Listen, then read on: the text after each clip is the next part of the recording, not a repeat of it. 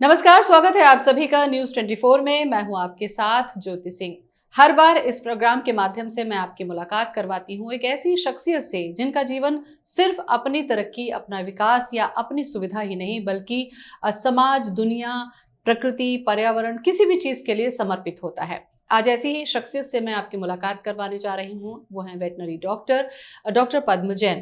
Profession से तो वो पशुओं की सेवा करते ही हैं, चिकित्सा के माध्यम से जो स्ट्रीट डॉग्स हैं या ऐसे जानवर हैं जो हताहत हो जाते हैं, कई बार हादसों से, उनकी निःशुल्क चिकित्सा भी करते हैं।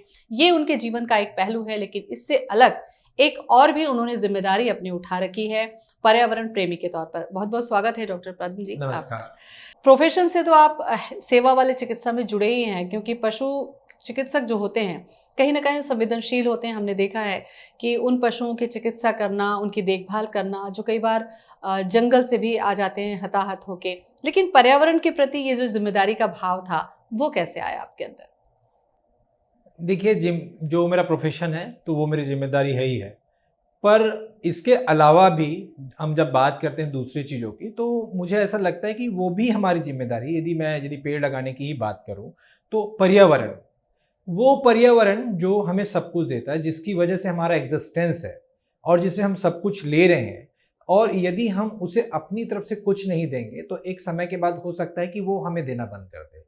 तो ये वही वो चीज़ है जो मुझे प्रेरित करती है कि हमें वापस कुछ देना चाहिए। सपोज़ आप एक सिंपल सी बात करो कि आप एक गाड़ी चलाते हो, आप उसमें कोई फ्यूल डालते हो, तो वो एक फ्यूल एक समय के बाद ख़त्म हो जाएगा, तो वो गाड़ी चलनी बंद हो जाएगी। तो ये समझ लीजिए कि पर्यावरण है, प्रकृति भी है, उसी तरह की है। यदि आप उसे सिर्फ़ दोहन करेंगे, लेते रहेंगे और उसे कुछ वापस नहीं करेंगे, तो एक समय के बाद इसकी भी स्थिति उसी गाड़ी की तरह होगी जो जाके खड़ी हो जाएगी और फिर आप रुक जाएँगे। तो मुझे लगता है ये मेरी नहीं, हम सबकी ज़िम्मेदारी है कि हम जो प्रकृति से ले रहे हैं, उसे किसी न किसी तरह से वापस करें। डॉक्टर पद्म, यहाँ पर एक अहम सवाल हो जाता है आपके इस जवाब के साथ में कि लोगों का ये कहना है कि हम विकास कर रहे हैं, हम विकासशील देश हैं। ऐसे में हमें सड़कें भी बनानी हैं, हमको शहर का विकास करना है, उद्योग धंधे करने हैं, माइंस करनी है, जंगल काटने हैं। तो फिर क्यों नहीं इसके पैरेलल एक ऐसा व्यवस्था की जाए कि जितना ही आप दोहन कर रहे हैं उतना संशोधन भी हो जाए या उनके लिए कोई रास्ता बना दे। क्या ये कमी आपने देखी इस पर्यावरण में जब काम करते हैं आप उस दौरान? बिल्कुल, यदि मैंने सिंपल सी बात है, यदि आप ले रहे हैं तो आपको देना पड़ेगा, अदरवाइज़ चीज़ें संसाधन खत्म हो जाएगी, उसके बाद आप क्या करेंगे? तो मुझे ऐसा लगता है कि डेफ़िनेटली हम जिस अंदाज़ में चीज़ों को ले रहे हैं प्रकृति से, उस अंदाज़ में हम वापस नहीं कर रहे हैं। तो आने वाले समय में हमारा वक़्त अच्छा गुज़र जाएगा, हम विकास को एन्जॉय कर पाएँगे, हम चीज़ों को बहुत मज़े से ले जाएँगे, पर जो फ्यूचर जनरेशन है, जो हम में से ही हमारा ही फ्यूचर जनरेशन आएगा, हमारी ही प्रोजेनी आनी है, तो उन्हें डेफ़िनेटली आने वाले समय में संकट का सामना करना पड़ेगा। तो ये जागने का समय है कि हम यदि अपने बच्चों का अच्छा भविष्य चाहते हैं, तो उसके लिए हमें वापस करना सीखना होगा। बिल्कुल। मैं अपने दर्शकों को बताते चलूँ कि डॉक्टर पद्म जैन, जो कि मैंने शुरू में ही कहा था कि प्रोफेशनली वो वेटनरी डॉक्टर हैं, लेकिन रायपुर और रायपुर के आसपास गांव और ऐसे कितनी ही जगहों पर हज़ारों लाखों पेड़ वो लगा चुके हैं, लोगों को जागरूक कर चुके हैं और लगातार उनका ये प्रयास जो है वो चल ही रहा है। यहाँ पर एक अहम सवाल ये हो जाता है डॉक्टर पद्म, कि हमेशा ये होता है कि जब जिम्मेदारी की बात आती है तो कहते हैं कि ये एक से करने से क्या होगा, ये तो फला विभाग की जिम्मेदारी है या ये फॉरेस्ट डिपार्टमेंट की जिम्मेदारी है, नगर निगम अगर पेड़ काट रहा है तो ये उसकी जिम्मेदारी है। क्या आपको लगता है कि एक व्यक्ति के प्रयास से तस्वीर बदलती है? देखिए, एक प्रोवर्ब है कि बूँद-बूँद से घड़ा भरता है। तो यहाँ भी वही लागू होती बात, ये किसी किसी एक की ज़िम्मेदारी नहीं है, एक इंडिविजुअल लेवल पे सबकी ज़िम्मेदारी है, प्रशासन की, शासन की, आप किसी की भी बात करें, कोई एक के प्रयास करने से चीज़ें नहीं होंगी। पर इसका ये मतलब भी नहीं है कि हम बाकियों को देख के अपना प्रयास बंद कर दें। हमें अपना प्रयास जारी रखना है, हम दूसरे क्या कर रहे हैं उस पे ध्यान ना दें। हम क्या कर रहे हैं सिर्फ़ उसका हम यदि आकलन करें, तो ज़्यादा बेहतर होगा। मैं कभी ये नहीं देखता कि दूसरा क्या कर रहा है, क्या नहीं कर रहा है। मैं सिर्फ़ ये देखता हूँ कि मैं क्या कर रहा हूँ, मैं कितनी पॉज़िटिव चीज़ें अपनी ज़िंदगी में ला रहा हूँ और उस पॉज़िटिविटी को समाज के लिए किस तरह से इस्तेमाल कर रहा हूँ। मुझे कभी इस चीज़ का एहसास नहीं होता कि यदि मैं पेड़ लगा रहा हूँ, तो मेरा बाजू वाला पड़ोसी लगा रहा है कि नहीं, वो लगा रहा है कि नहीं, ये मेरा मुद्दा ही नहीं है। मेरे लिए सिर्फ़ मैं इस मामले में महत्वपूर्ण हूं कि मैं क्या दे रहा हूं सिस्टम को, क्योंकि इस सिस्टम को यदि मैं ले रहा हूं, वो सिर्फ मेरे लिए ले रहा हूं, तो मेरी ही जिम्मेदारी है कि मैं, यहां पर मैं वर्ड यूज कर रहा हूं आपको, क्योंकि ये सिर्फ और सिर्फ एक इंडिविजुअल रिस्पॉन्सिबिलिटी की तरह मैं देखता हूं कि हम यदि किसी को कुछ दे रहे हैं, सिस्टम को कुछ देना है, तो वो मैं ही करूंगा। और ये मैं हर किसी को ये मैं फील होना चाहिए, सिर्फ प्लांटेशन ही नहीं, आप किसी भी तरीके से कंट्रीब्यूट कर सकते हो। पर्यावरण सिर्फ प्लांट से नहीं है, उस हर एक चीज से है जिससे ये प्रकृति सुंदर होगी। उस हर एक्टिविटी को जो लगता है कि पर्यावरण को नुकसान पहुंचा रहा है और उसको आप किसी भी स्तर पे अपनी जिंदगी में रोक पा रहे हैं, तो वो भी एक तरह का पर्यावरण का सेवा ही होगा। सपोज हम पॉलीथीन की बात करते हैं, तो आज एक आपने पॉलीथीन देखा, एक बहुत अच्छा डेवलपमेंट था, आपको बहुत सारी सुविधाएं मिली, पर आज वही पॉलीथीन आपकी जिंदगी में प्रॉब्लम लेके आ रहा है। तो अब यदि आप उस पॉलीथीन का इस्तेमाल बंद कर दें, तो ये आप अपनी एक जिम्मेदारी पूरी कर रहे हैं और इस तरह से आप अपने समाज की और इस पर्यावरण की मदद कर रहे हैं। और ऐसे तमाम उदाहरण हैं, चाहे वो सिर्फ पानी बचाने से लेकर हो या और भी चीज़ों को दोहन करने और नहीं करने को लेकर हो, तो ऐसे बहुत तमाम सी चीज़ें जिसको आप अपनी ज़िंदगी में शामिल करके आप पर्यावरण की मदद कर सकते हैं। मैंने प्लांटेशन को चुना है, वो एक पार्ट है, एक बहुत छोटा सा हिस्सा है। मैं कोई बहुत बड़ा काम नहीं कर रहा हूं, मैं जो काम कर रहा हूं एक साधारण आदमी के कैपेसिटी में कर रहा हूं, और मुझे लगता है कि वो बहुत छोटा प्रयास है। मुझे ऐसा कभी नहीं लगता, लोग मुझे बोलते हैं कि आप बहुत अच्छा काम कर रहे हो, तो मैं कभी ऐसा महसूस नहीं करता कि मैं बहुत बड़ा काम कर रहा हूँ। ये मेरी जिम्मेदारी है जो मुझे करनी चाहिए। डॉक्टर साहब, प्लांटेशन की जब हम बात करते हैं तो आप देखिए कई कई खास मौके पर, चाहे पर्यावरण संरक्षण दिवस की बात कर लें या किसी के जन्मदिन की बात कर लें, बड़े लेवल पर, मास लेवल पर हजारों की संख्या में पेड़ लगाए जाते हैं, लेकिन नतीजा सिफर होता है। जब आप पलट के जाके देखिए तो वो वृक्षारोपण जो किया गया था उसमें से कुछ ही पेड़ ही बच पाते हैं।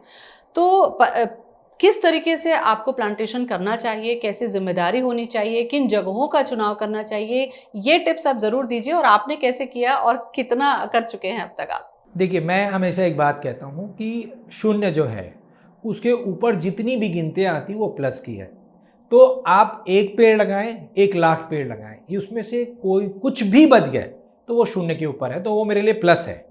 तो मैं मानता हूं कि जब कभी हम मास प्लांटेशन की बात करते हैं तो उसमें आपको फेलियर ज़्यादा दिखता है, वो ठीक बात है उसका, क्योंकि मैनेजमेंट नहीं हो पाता। मैं लोगों से कहता हूं, आप 5, 50, 500 उसके पीछे मत भागिए, आप भागिए कि आप कितना लगाकर उसका संरक्षण कर सकते हैं। आप एक लगाइए, पर यदि आप एक पौधा लगा रहे हैं तो उसको एक पेड़ बनाना आपकी जिम्मेदारी है। आपकी कैपेसिटी 5 की तो 5 लगाइए, आप काउंट मत करिए। मैं अपनी बात करूं, मैंने 10,000 के बाद प्लांट लगाने का जो काम है, और फिगर जिस दिन मैंने कंप्लीट किया उस दिन मैंने बंद कर दिया गिनना, क्योंकि मुझे कई बार अहम साने लगा, मैंने 10,000 प्लांट लगा लिए, तो मैंने उसे बंद किया। आप भी मत करिए, और जिम्मेदारी है आपकी, आप इसी जिम्मेदारी की तरफ ही। अच्छा, ये जब प्लांटेशन की बात आती है, वृक्षारोपण की, तो जैसा मेरे भी मन में सवाल होता है कि मुझे बहुत पेड़ पौधों से प्रेम है, तो मैं कहाँ पेड़ लगाऊं, मुझे पेड़ कहाँ से मिलेंगे और उस जगह पर कौन से पेड़ उग सकेंगे? मतलब ये सारी चीज़ें भी तो एक जानकारी है ना, कि कई बार ये होता है अनायास हम ऐसे पौधे लगा दिए जो भूजल स्तर को बहुत ज़्यादा अवशोषित करके भी नुकसान पहुंचा सके। बिल्कुल, ये बहुत ही टेक्निकल सवाल है, और इसके लिए मैं लोगों को बिल्कुल कहता हूँ कि आप अंधाधुंध भागिए मत। आप, यदि आपको प्लांटेशन का इंटरेस्ट है तो आप उसके एक्सपर्ट से मिलिए, पहले उस जगह के बारे में जानिए। मेरे पास बहुत सारे लोग आते हैं, कहते हैं मुझे प्लांट लगाना है, या ये वाला प्लांट लगाना है, मुझे ये प्लांट लगाना है। तो मैं कहता हूँ भैया, हर प्लांट हर जगह के लिए नहीं होता, कभी भी उस जगह का अध्ययन करना बहुत ज़रूरी है। सपोज आप अपने घर के आसपास प्लांट लगाना चाहते हैं पर आपके पास जगह नहीं है, तो डेफिनेटली आपको उस जगह का चयन करना चाहिए जहां आप फ्रिक्वेंटली आ जाके देख सकें, जहां पर पानी की सुविधा हो। आप यदि किसी ऐसी जगह में प्लांट लगाकर आ गए हैं जिसे आप देख नहीं सकते, पानी नहीं डाल सकते, तो आपको बिल्कुल नहीं लगाना चाहिए। दूसरा, रही बात सिलेक्शन की, तो आप एक नज़र घुमाइए अपने आसपास के एरिया में। आप सबसे पहले देखिए कि वहाँ कौन से वाले प्लांट बहुत अच्छे से ग्रो किए हैं, आप उन प्लांट्स को सेलेक्ट करिए। आप कोई भी ऐसा प्लांट मत सेलेक्ट करिए जो बहुत दिखने में खूबसूरत है पर उस एरिया में आपको कभी नहीं दिखे। आप ऐसा ऑर्नामेंटल प्लांट मत सेलेक्ट करिए जो आपको लग रहा है कि आप किसी जगह की यात्रा पर गए, वो बहुत सुंदर दिखा, आप वहाँ से ले आए, आप उसे लगाने की कोशिश कर रहे हैं, क्योंकि हर जगह की एक अपनी तासीर है। ये हर जोन, हर एरिया का एनवायरनमेंट, क्लाइमेट एकदम डिफरेंट होता है। तो आप उन्हीं प्लांट को सेलेक्ट करिए जो वहाँ की मिट्टी और वहाँ के पर्यावरण को अनुकूल हो। तो इसके लिए आपको बहुत, सपोज मैं अपने रायपुर की बात करूँ तो एग्रीकल्चर कॉलेज है, हार्टिकल्चर कॉलेज है, आप हॉर्टिकल्चर डिपार्टमेंट है, वहाँ के किसी से भी आप सलाह ले सकते हैं। या हम जैसे लोग जो लगातार प्लांटेशन कर रहे हैं, यदि आप हमसे पूछेंगे कि आपको इस एरिया में कौन सा प्लांट लगाना चाहिए और किस तरह से लगाना चाहिए, तो हम आपको बता देंगे। क्योंकि प्लांट लगाना अपने आप में बहुत बड़ा टेक्निकल काम है। सिर्फ गड्ढा खोद के प्लांट रख के उसके ऊपर मिट्टी डाल के पानी डाल के प्लांट लगाना नहीं होता, वो एक वैज्ञानिक तरीके से लगाना होता है, जिसके किस तरह के गड्ढे होने चाहिए, आपको कितना पानी डालना है, वहाँ पर एयर ट्रैप होना है कि नहीं होना है, उस प्लांट की गहराई कितनी होनी चाहिए, उस प्लांट की चौड़ाई कितनी होनी चाहिए। ये ऐसे छोटे छोटे पर बहुत ही महत्वपूर्ण बिंदु हैं जिन पे जानकारी आपको होनी ही चाहिए।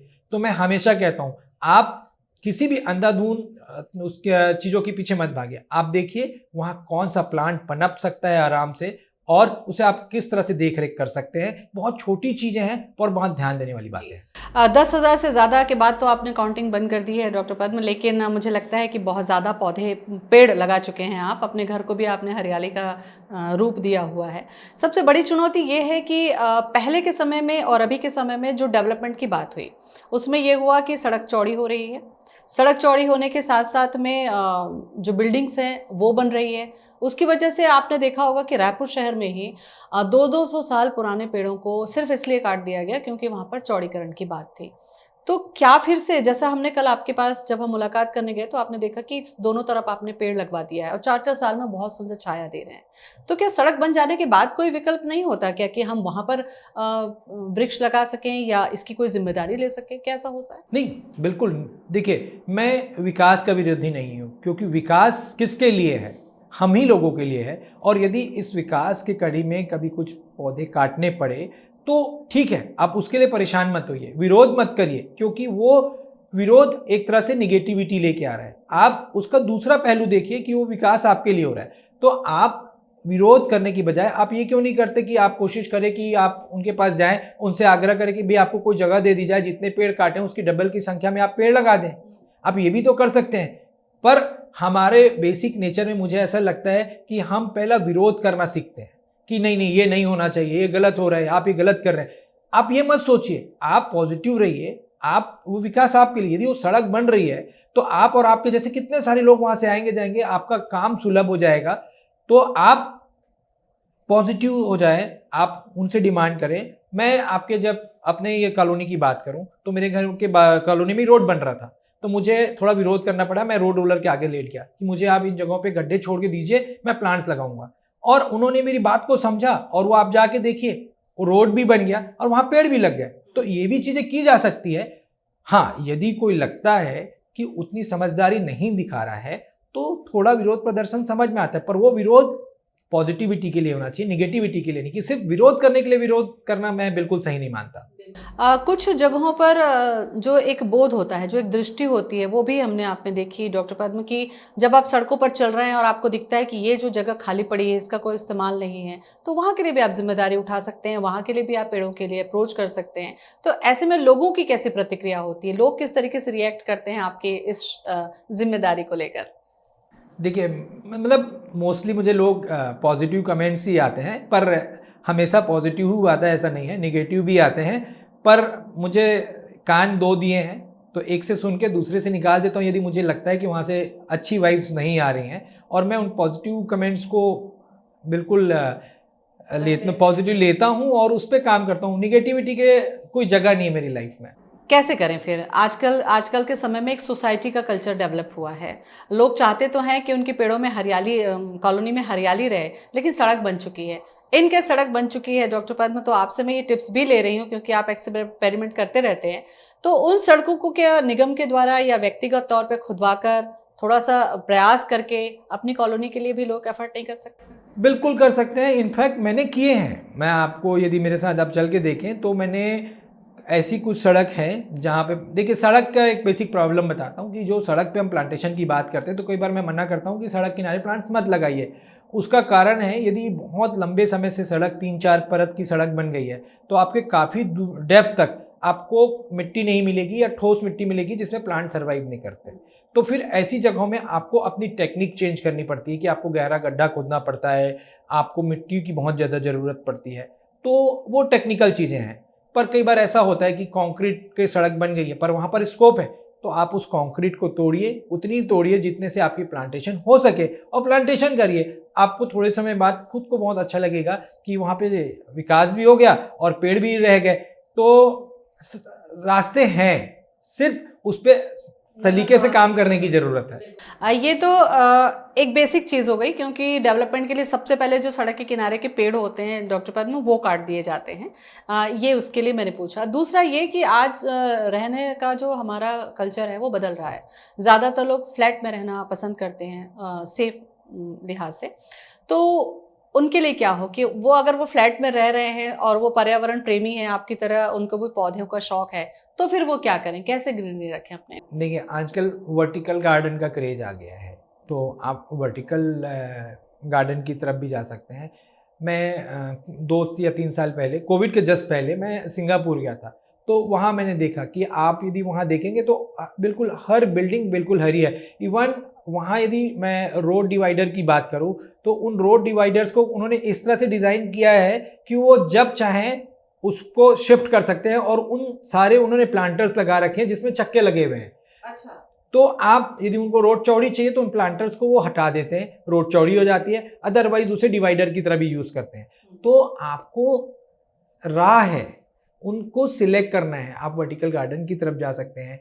आजकल जो टेरेस गार्डनिंग का कॉन्सेप्ट चला हुआ है, आप उस पर जा सकते हैं। यदि आपको शौक है, आपका नया मकान बन रहा है, तो आप अपने इंजीनियर से इस तरह से अपने मकान को डिज़ाइन करवाइए, उसकी स्ट्रेंथ इस तरह से रखिए कि आप अपने छत का इस्तेमाल गार्डनिंग के लिए कर सकते हैं। पर ये तब संभव है जब आप कोई नया मकान बना रहे हैं, तो उस पर आप अपनी टेरेस गार्डनिंग का कॉन्सेप्ट ले आइए, तो आपका शौक भी पूरा हो जाएगा। हो सकता है कि आपको वहाँ से सब्जियाँ मिल जाए, फ्लावर्स मिल जाएँ, आपका शौक पूरा हो जाए।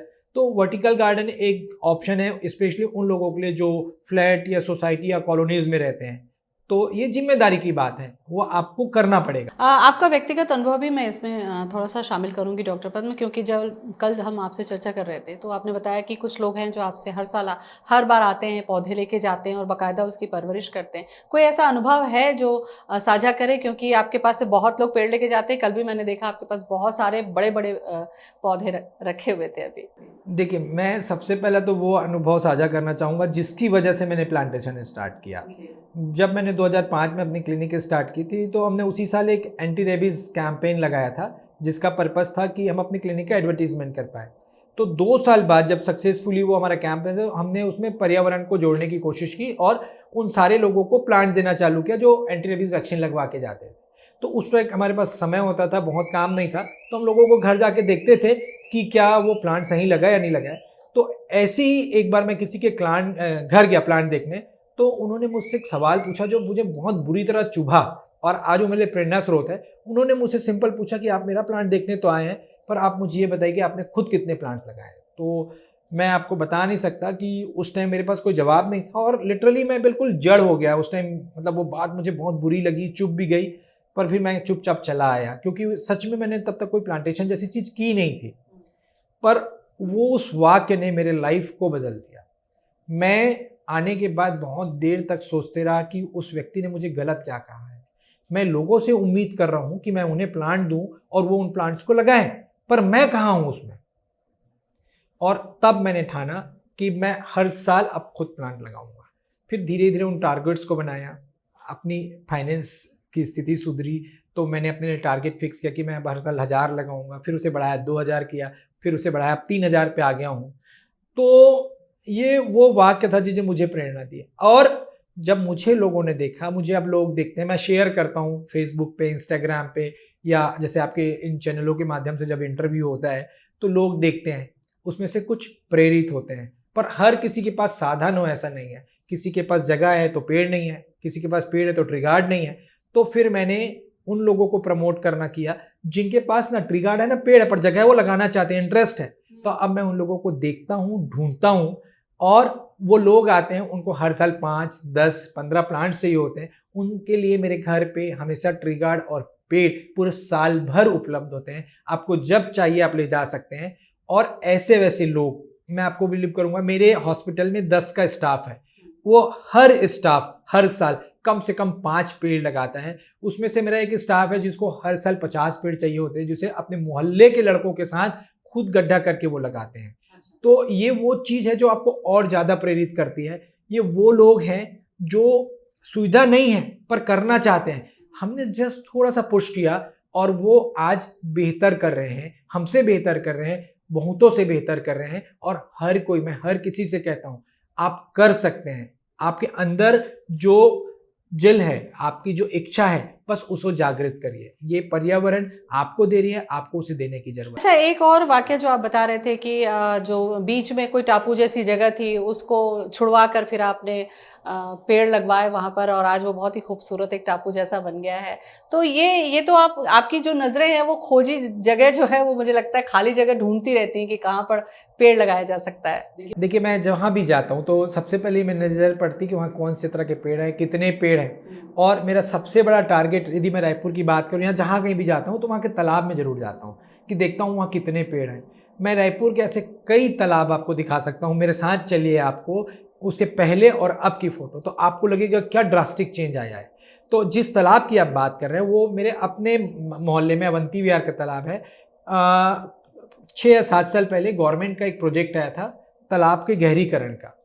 तो वो तालाब मेरे सामने ही गहरा हो रहा था। तो वहाँ के मैंने इंजीनियर साहब से बड़ी रिक्वेस्ट की, सर ये बीच के तालाब को अब गहरा मत करिए, उसे टापू जैसा छोड़ दीजिए, वहाँ मैं अपना प्लांटेशन करना चाहता हूँ। और उन्होंने जेन्युइनली वो जगह छोड़ी। आप चल के देखिए, आपको बड़ा मजा आएगा। चारों तरफ पानी भरा हुआ है, बीच में वो टापू है, उसमें पेड़ है। तो ऐसी कई जगहें हैं जहाँ मैंने लोगों से रिक्वेस्ट की, जब काम चल रहा होता है, मेरी नज़र पड़ जाती है तो उनसे रिक्वेस्ट करता हूँ। वैसे उसी तालाब के सामने एक तिराहा है जहाँ आज एक जैतखाम बनने के लिए जगह दी गई है। तो उस PWD के इंजीनियर नसीने साहब थे, तो उनसे मैंने रिक्वेस्ट की, सर इस जगह में आप मिट्टी भरवाइए तो मैं प्लांट लगा देता हूँ। तो वो प्लांट उन्होंने मिट्टी भरवाई, मैंने प्लांट लगा दिए।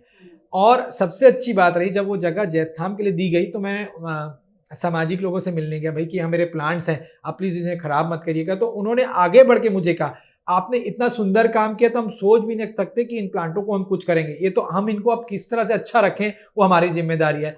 तो जब आप अच्छा करते हैं तो आपको अच्छे लोग मिलते हैं। तो बिल्कुल, आप भी कभी देखें, आपको लगता है तो आप रिक्वेस्ट करेंगे तो आपकी सुनी जाएगी। ऐसा नहीं कि सारे लोग अड़ियल होते हैं, अच्छे लोग भी होते हैं, अच्छा काम करना चाहते हैं, उन्हें आपके यहाँ हमारे जैसे लोगों की ज़रूरत होती है। अब जो रायपुर से बाहर, इस बार जब हम आपसे मिले थे पिछली बार तो पर्यावरण संरक्षण दिवस के दिन, अब आप बाहर भी जाकर, या जैसे माना है या दूसरी तरफ है, इन जगहों पर भी अब वृक्षारोपण की दिशा में काम कर रहे हैं। बिल्कुल, मैं अपने आप को बांध के नहीं रखा हूँ। मैं कहीं भी जा सकता हूँ। मैं इवन MP में पिछले साल मुझे बालाघाट बुलाया गया था प्लांटेशन के लिए, तो मैं वहाँ भी गया था। मेरे गाँव में मेरी वो हर संस्था जिसमें मैंने पढ़ा हूँ, वो हर संस्था जिसमें मैंने नौकरी की है या कर रहा हूँ, वहाँ आप आके देखिए, हर संस्था में प्लांट्स लगे हुए, मेरे अपने स्कूल में, कॉलेज में, हर जगहों में। और मेरे गाँव में हर साल जो मेरे गाँव के लोग हैं, जब उन्हें पता चला कि मैं करता हूँ, तो मैं जाता हूँ तो वो पहले से मुझे लिस्ट दे देते हैं कि हमको इतने पेड़, ये वाले पेड़ चाहिए। तो लगभग 500 पेड़ मैं हर साल अपने गाँव भेजता हूँ। और मेरे गाँव वाले, मेरे जो बड़े भी वहाँ रहते हैं, उनसे प्लांट्स लेके जाते हैं। तो वो मेरे लिए बड़ा खुशी का बात है कि मेरे गाँव वाले मुझे समझते हैं और मेरे इस मुहिम में मेरे साथ कदम से कदम मिला के चल रहे हैं। दूसरी पहलू, चूंकि आपने कहा कि बड़े बड़े पेड़ हैं और कल जब हम आपसे मिलने गए तो हमने देखा था वहाँ बहुत बड़े बड़े पेड़ हैं। इच्छा होती है कई बार कि हम भी ऐसा करें, लेकिन कई बार आर्थिक स्थिति भी आड़े आती है, क्योंकि पेड़ बहुत महंगे होते हैं, ये मुझे पता है क्योंकि मैं भी थोड़ा सा शौक रखती हूँ। तो ऐसे लोग जिनके पास में इच्छा है, वो करना चाहते हैं, क्या ऐसे लोग अप्रोच करते हैं आपको और उनकी आप लोग हेल्प करते हैं?